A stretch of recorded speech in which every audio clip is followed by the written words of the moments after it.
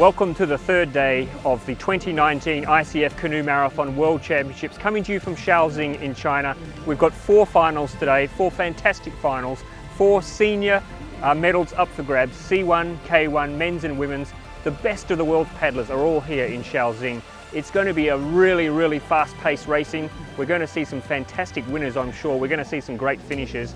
I can't tell you who's going to win the races today. All I know is that we're going to see some of the best racing in the world. Ready, go!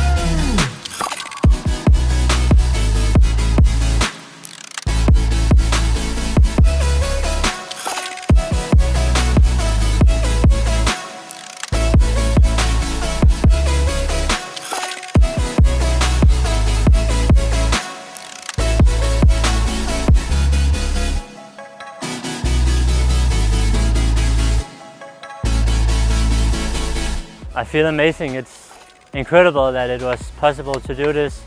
So I'm super stoked and so grateful because I've put in a lot of hard work and did everything all year to be here and win under 23 and do my best to get a good position in the senior and then to win the senior as well. That's just incredible. It was tough because you have to go through all the bridges, and when you're a big group then you push each other.